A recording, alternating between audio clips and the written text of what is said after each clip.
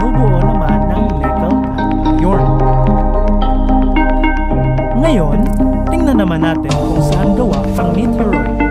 Ito ay tipak na bato o bakal na umiikot din sa paligid ng araw. Ito din ay may tatlong klase kagaya ng sa asteroid, ang ions, stonies, at stony ions. Kung inyong mapapansin, ay kapareho lang sila ng asteroid, tama? Mamaya ay malalaman natin kung bakit. Tingnan naman natin kung saan gawa ang comet. Ang comet naman ay tinatawag na cosmic snowball. Ito din ay umiikot sa paligid ng araw gaya ng ibang mga planeta. Ito ay binubuo ng dust, rocks, ices, at frozen substances gaya ng carbon dioxide, carbon monoxide, at methane. Ibig sabihin lang, malamig ang comet. Mamaya ay malalaman natin kung bakit. Pero teka, bakit parang magkapareho ang asteroid at comet? Yes and no. Yes, kung ating titingnan, ang comet ay parang asteroid din. Pero magkaiba ang komposisyon nila. Remember na ang asteroid ay binubuo ng rocks, silicate rocks, at metals, samantalang ang comet ay binubuo ng dust, rocks, ices, at frozen substances. Kaya, magkaiba talaga sila. Klaro ba? Very good! Ngayon naman ay tingnan natin ang pinagmulan ng tatlo. Saan nga ba sila nanggaling?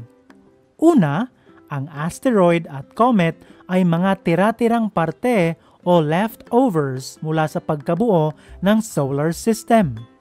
Ang meteoroid naman ay nabubuo dahil sa pagbabanggaan ng mga asteroids.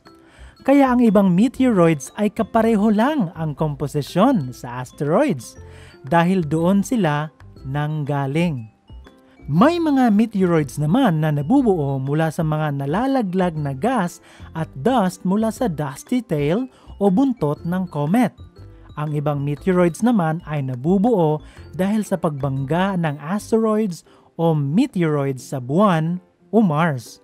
Saan naman kaya ang lokasyon ng mga ito sa outer space? Halos lahat ng asteroids ay makikita sa main asteroid belt na nasa gitna ng Mars at Jupiter. May mga asteroids din na nakikihati sa orbit ng Jupiter. Yes, sila ay tinatawag na Jupiter Trojans. Meron ding mga asteroids sa mga Lagrange points sa solar system.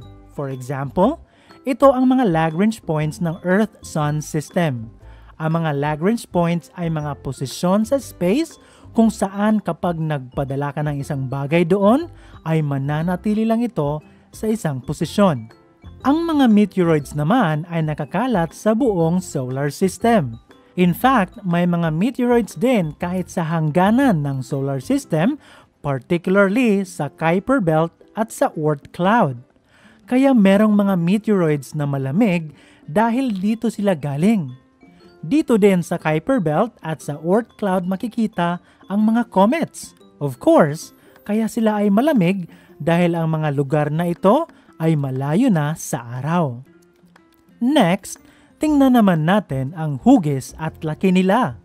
Ang mga asteroids, meteoroids at comets ay iba-iba ang hugis at laki. Specifically, irregular ang shapes nila. For example, ang 253 Mathilde ay asteroid na may laking 52 kilometers. Ang HOBA naman ay meteorite na may laking 2.7 meters. At ang Hartley 2 naman ay comet na may laking 15 kilometers. So, teacher, ano naman yung tinatawag nating meteor at meteorite? Ganito yon. Meteoroid ang tawag dito kapag nasa outer space pa ito. Kapag naman nakapasok na ito sa atmosphere, meteor na ang tawag dito. At kapag nakasurvive ito at nakaabot sa ground, then meteorite na ang tawag dito. Cool, di ba? Ngayon, talaga bang umaapoy ang meteoroid kahit nasa outer space? Hindi. Saka lang sila nag-aapoy kapag nakapasok na sila sa ating atmosphere, particularly sa mesosphere. Ganito ang nangyayari. Pagpasok ng meteoroid sa atmosphere, of course, ito ay napakabilis.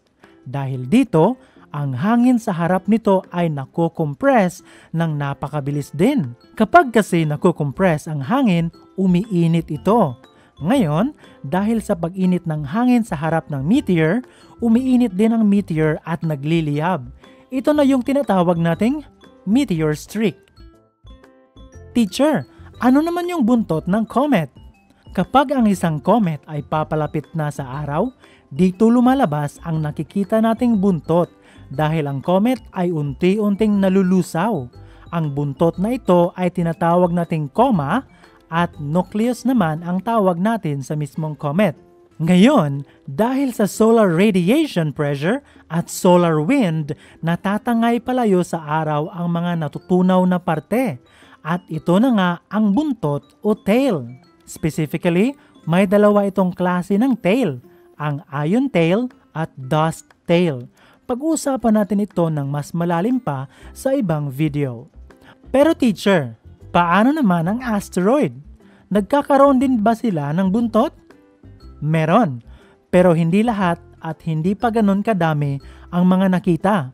For example, ang asteroid na Phaethon ay nagkakaroon ng buntot kapag malapit ito sa araw. Pero ayon sa NASA, ng kanilang imbestigahan, wala naman daw tubig sa Phaethon. So hindi ito isang comet at talagang isa itong asteroid. Until now, misteryo pa din kung bakit ito nangyayari. In summary, ang asteroid, meteoroid at comet ay madami ang pagkakaiba gaya ng kanilang hugis, laki, komposisyon, lokasyon at orbit. Itong mga to ang ginagamit nating basihan para malaman natin ang kanilang pagkakaiba at pagkakapareho.